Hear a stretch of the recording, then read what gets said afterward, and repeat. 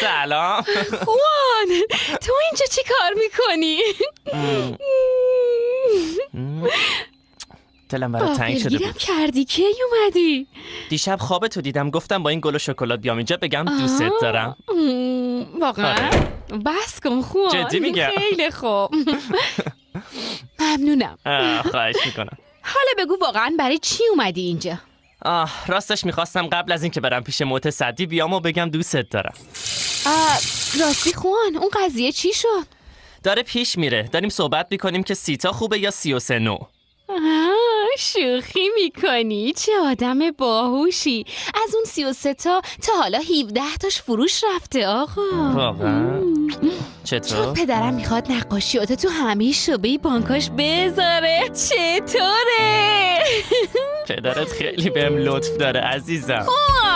خوان پدرم به خاطر اینکه تو دوست پسر دخترش این کارو نمیکنه. نه. آره چون با هنر آشناست این کارو میکنه. خوان آخه اون تو رو میشناسه. جدی میگم باورت نمیشه. تو چی فکر میکنی؟ کارم خوبه؟ آره و اتفاقا فکر میکنم که نقاشیات کلی هم میارزن. راستش پدرم میخواد روشون سرمایه گذاری کنه چون به زودی خیلی بیشترم میارزن. به قول یه فیلسوف آرژانتینی به نام گوستاف سراتی، عزت نفسم داره فوران میکنه. دیوونه. باید برم آماده شم برای باش. جلسه دیرم میشه. تنها میمونی؟ چیزی نمیخوای؟ نه بگو. فقط میشه از اینترنت استفاده آره کنم. استفاده کن. اجازه نمیخواد. زود میام. راستی یادت رفت. دوست دارم. منم همینطور. فعلا.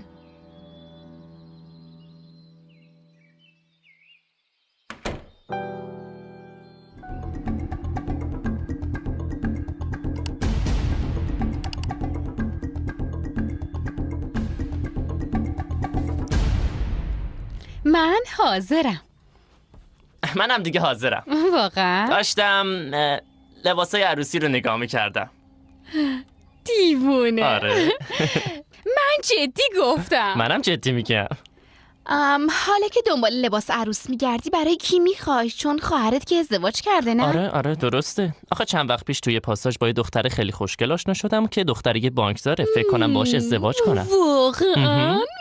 خوان جدی حرف بزن راستشو بگو. جدی میگم. با من اذیتم ازدواج نکن. میکنی؟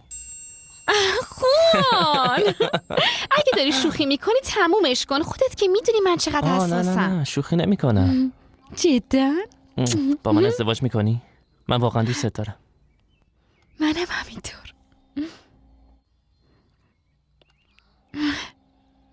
خیلی خب بچه‌ها منتظر